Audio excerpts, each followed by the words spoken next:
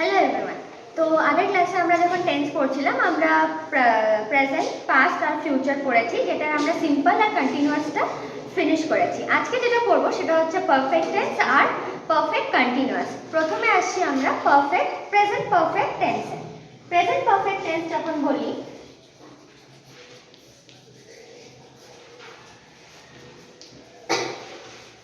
আচ্ছা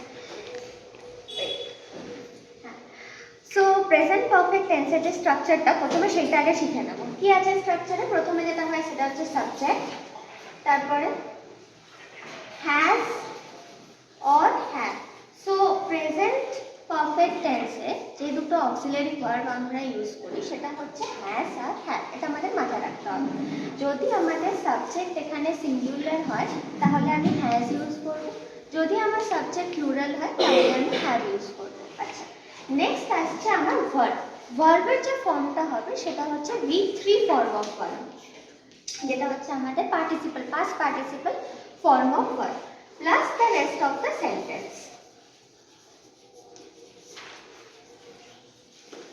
আচ্ছা, তাহলে এটার একটা যদি আমি এক্সাম্পল ধরে নিই, হি হ্যাজ ইটেন রাইস। এটার মানে কি? He has eaten rice. তাহলে এই সেন্টেন্সটা আমরা পড়ে এইটুকুনি অ্যাটলিস্ট আমরা বুঝতে পারছি যে ও ভাত খেয়েছে, মানে এটা অলরেডি কিন্তু ফিনিশড হয়ে গেছে। বাট স্টিল আমরা এটাকে সিম্পল পাস্টের আন্ডারে রাখবো না, এটা আমরা প্রেজেন্ট পারফেক্টের আন্ডারে রাখবো। কারণ দুটোর মধ্যে একটা ডিফারেন্স আছে। আমরা পাস্টে যখন বলি সেটা হচ্ছে অনেক আগে কোনো কাজ শেষ হয়ে গেছে, সেইটাকে আমরা সিম্পল পাস্টে ধরবো। কিন্তু যখন আমি বলছি present perfect tense, that means that কোনো কাজ যখন এই রিসেন্টলি ফিনিশড হয়েছে, লাইক কিছুক্ষণ আগে পর্যন্তটা হচ্ছিল, কিছুক্ষণ আগে অবধি ওটা হয়েছে কিন্তু রিসেন্টলি ফিনিশ হয়েছে, তখন আমি ওটা প্রেজেন্ট পারফেক্ট টেন্সের আন্ডারে রাখবো। যেমনি এখানে বলা আছে he has eaten rice, that means he has eaten rice just now, একটু আগে ও রাইস খেয়েছে। ঠিক আছে, বোঝা গেল? তাহলে আমরা এখানে সাবজেক্ট যেহেতু হি, তার জন্য আমার এখানে হ্যাজ হয়েছে। হি যেহেতু সিঙ্গুলার তাই জন্য এখানে হ্যাজ হয়েছে। যদি আমি এটা প্লুরালে দেখতে চাই, আমি এখানে হয়তো দে লিখছি, দে যেহেতু এটা প্লুরাল তাই জন্য এখানে হয়ে যাবে have. They have gone to swim. তাহলে একটা আমরা দেখে নিলাম সিঙ্গুলার নাউনের সাথে, সিঙ্গুলার প্রোনাউনের সাথে, আর একটা হচ্ছে প্লুরাল প্রোনাউনের সাথে। তাহলে আমরা এইটুকুনি বুঝতে পারলাম যেটা প্রেজেন্ট পারফেক্ট টেন্স, সেটাতে হচ্ছে প্রেজেন্ট পারফেক্ট টেন্সকে। তো প্রেজেন্ট পারফেক্ট টেন্স বলতে আমরা এইটুকুনি বুঝি যে কাজ কিছুক্ষণ আগে অবধি চলেছে, কিছুক্ষণ আগে শেষ হয়েছে, সেটাই হচ্ছে আমার প্রেজেন্ট পারফেক্ট টেন্স। নেক্সট হচ্ছে present perfect continuous tense.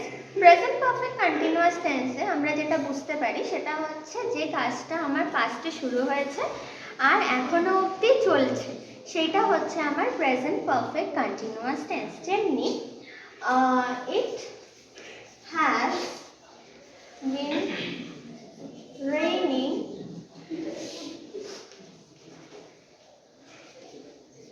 Since morning.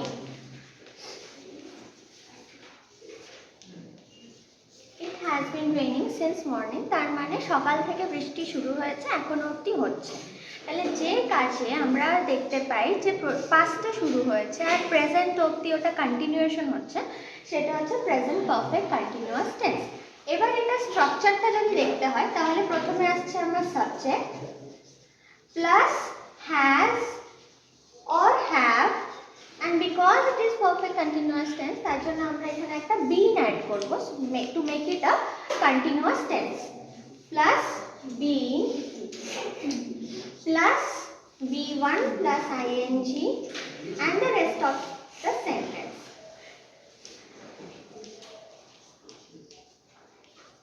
তাহলে এখানে আমরা কি কি দেখতে পেলাম? প্রথমে আসছে subject, next has or have, plus been plus v1 plus ing plus rest of the sentence. আচ্ছা, আর একটা মেইন যেটা আমরা কোনো সেন্টেন্সকে দেখে যদি আমাদের আইডেন্টিফাই করতে চাই যে ওটা প্রেজেন্ট পারফেক্ট কন্টিনিউয়াস টেন্স না প্রেজেন্ট পারফেক্ট টেন্স, একটা জিনিস যেটা মেইন জিনিস সেটা হচ্ছে এখানে since.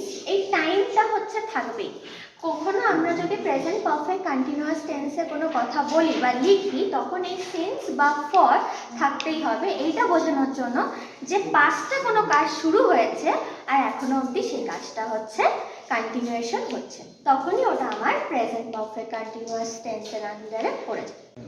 Past perfect tense, past perfect টেন্সে কি হয়, আমাদের কোনো পাস্টের আগে, কোনো পাস্ট টেন্সের আগে, তার আগে কোনো কাজ যদি হচ্ছে করে হয়ে যায়, শেষ হয়ে, তখন আমরা ওটাকে পাস্ট পারফেক্ট টেন্স বলবো। যেমনি যদি আমি বলি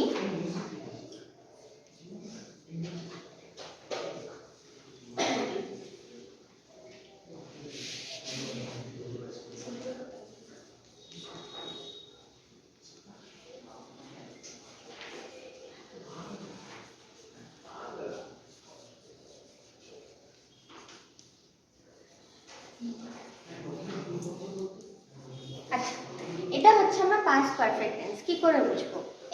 এই সেন্টেন্সটার মধ্যে আমার দুটো টেন্স ইউজ করা আছে, একটা হচ্ছে পাস্ট পারফেক্ট টেন্স আর একটা হচ্ছে সিম্পল পাস্ট টেন্স। তো কখনো যদি আমাকে পাস্ট পারফেক্ট টেন্সে কোনো কিছু লিখতে হয় বা বলতে হয়, ওখানে হচ্ছে সবসময় দুটো টেন্স ইউজ করা হবে, একটা পাস্ট পারফেক্ট আর একটা হচ্ছে সিম্পল পাস্ট। পাস্ট পারফেক্ট এখানে কোনটা? Had left, the train had left before she arrived. তার মানে কি? সে পৌঁছানোর আগেই হচ্ছে ট্রেনটা ছেড়ে দিয়েছে, তার মানে এটা আমার সিম্পল পাস্ট। শি অ্যারাইভডটা হচ্ছে আমার সিম্পল পাস্ট। তাহলে এর আগে, এই কাজটা হওয়ার আগে কিন্তু একটা কাজ অলরেডি হয়ে গেছে। হ্যাঁ, তো এখানে আমরা যেটা দেখলাম সেটা হচ্ছে দুটো টেন্সের ইউসেজ, একটা হচ্ছে সিম্পল পাস্ট, একটা হচ্ছে পাস্ট পারফেক্ট। তাহলে she arrived is considered to be simple past, মানে সে যখন পৌঁছেছিল, বাট এই কাজটা হওয়ার আগে অলরেডি আরেকটা কাজ হয়ে গেছিল, যেটা হচ্ছে কিনা ট্রেন হ্যাড লেফট, তাই জন্য এটাকে আমরা পাস্ট পারফেক্টে লিখব। তাহলে কখনো হচ্ছে একটা পাস্ট টেন্সে কোনো কাজ হলে তার আগে যে কাজটা অলরেডি হয়ে গেছে সেইটা আমার পাস্ট পারফেক্টের আন্ডারে চলে যাবে। আচ্ছা, এখানে আমরা স্ট্রাকচার বোঝাতে গেলে প্রথমে আসছে আমার সাবজেক্ট, তারপর এখানে যে অক্সিলারি ভার্বটা ইউজ হবে সেটা হচ্ছে হ্যাড, V3, তারপর plus rest of the sentence. তাহলে আমার এখানে মেন যেটা সেটা হচ্ছে এই অক্সিলারি ভার্বটা হ্যাড, আর যে ভার্ব ফর্মটা ইউজ হচ্ছে, যেহেতু এটা পারফেক্ট তাই জন্য হচ্ছে এখানে আমার V3 form of verb use হচ্ছে। আচ্ছা, নেক্সট হচ্ছে পাস্ট পারফেক্ট কন্টিনিউয়াস টেন্স। এখানেও আগেরটাই যেমনি আমরা পাস্ট পারফেক্টে দেখলাম দুটো টেন্সের ইউসেজ ছিল, একটা সিম্পল পাস্টের, একটা পাস্ট পারফেক্টের। সেমনি এখানেও যখন আমি পাস্ট পারফেক্ট কন্টিনিউয়াস দেখছি, এখানেও কিন্তু দুটো টেন্স ইউজ হবে, একটা সিম্পল পাস্ট আর একটা হচ্ছে পাস্ট পারফেক্ট কন্টিনিউয়াস। যেমনি আমি যদি লিখি she had been eating when her school bus arrived. তার মানে কি? সে তখনও খাচ্ছিল যখন ওর স্কুল বাস চলে এসেছিল। দ্যাট মিনস এখানেও দেখো দুটো টেন্স, একটা হচ্ছে the school bus arrived which is simple past, মানে অলরেডি বাস চলে এসেছে, কিন্তু তখনও তার আগের থেকে সে কিনা করছিল, সে তখনও খাচ্ছিল। সো বেসিক্যালি এটা কন্টিনিউয়াস কেন? কন্টিনিউয়েশন হয়েছে, পাস্টেও কাজটা হচ্ছে কন্টিনিউয়েশন হয়েছে, তাই জন্য এটা শি হ্যাড বিন ইটিং, যখন বাসটা চলে এসেছিল সে তখনও খাচ্ছিল, কন্টিনিউয়েশন প্রসেস, তাই জন্য এটা perfect past perfect continuous tense. আচ্ছা, এটাতে একটা আমি হ্যাড ইউজ করবো, নেক্সট বিন আর V1 প্লাস আইএনজি। কিন্তু যেমনি আমরা প্রেজেন্ট পারফেক্টে দেখলাম বা প্রেজেন্ট পারফেক্ট কন্টিনিউয়াসে দেখলাম হ্যাজ বা হ্যাভ ইউজ করা হচ্ছে because of the noun or pronoun singular প্লুরালের জন্য, এখানে সেই প্রবলেমটা নেই। এখানে যাই না থাকুক আমার এখানে সাবজেক্ট, ওটা সিঙ্গুলার হোক বা প্লুরাল হোক, আমি একটাই অক্সিলারি ভার্ব ইউজ করব, সেটা হচ্ছে হ্যাড। তাহলে এটার হচ্ছে স্ট্রাকচারটা আমি যদি দেখতে চাই, তাহলে subject plus had plus been plus V1 plus ING plus rest of the sentence. তাহলে পাস্ট পারফেক্ট আর পাস্ট পারফেক্ট কন্টিনিউয়াস টেন্স এই দুটোর মধ্যে তফাৎটা কোথায়? পাস্ট পারফেক্টে অলরেডি কাজটা হয়ে গেছে, আর পাস্ট পারফেক্ট কন্টিনিউয়াসে সেই কাজটা হচ্ছে চলছিল, তাই জন্য দুটোকে আমরা আলাদা আলাদা করে ক্যাটাগরাইজ করি। তাহলে যদি আমি পুরোটা ওয়াইন্ড আপ করি আজকে যেটা আমরা শিখলাম। আচ্ছা, মেন জিনিস আমরা ফিউচার পারফেক্ট বা ফিউচার পারফেক্ট কন্টিনিউয়াসটা অতটা গুরুত্ব দিই না, কেন কি ওটা হচ্ছে আমাদের ইংলিশের গ্রামার অনুযায়ী ওটা অতটা ইউসেজ নেই, তাই জন্য ওটা হচ্ছে অতটা ইউসেজ না থাকার কারণে ওইটা আমরা অতটা গুরুত্ব দিই না। কিন্তু এই দুটো পাস্টের জন্য প্রেজেন্টের জন্য কিন্তু খুব ইম্পর্টেন্ট পারফেক্ট টেন্স। তাহলে পুরোটা মাইন্ড আপ করতে গেলে আমরা পুরোটা মাইন্ড আপ করে যদি আমি দেখি তাহলে প্রেজেন্ট পারফেক্ট টেন্স কি? প্রেজেন্ট পারফেক্ট টেন্সে হচ্ছে আমরা এটা দেখি যে কাজটা এই মাত্র শেষ হয়েছে সেটা হচ্ছে present perfect tense. Present perfect কন্টিনিউয়াসে যে কাজটা পাস্টে শুরু হয়েছিল কিন্তু প্রেজেন্ট অবধি কন্টিনিউয়েশন হয়েছে বা হচ্ছে, তখন ওটা প্রেজেন্ট পারফেক্ট কন্টিনিউয়াস টেন্স। আচ্ছা, পাস্ট পারফেক্ট টেন্সে দুটো টেন্স থাকে, একটা সিম্পল পাস্ট থাকবেই যখন আমরা পাস্ট পারফেক্ট লিখছি বা পাস্ট পারফেক্ট কন্টিনিউয়াস লিখছি,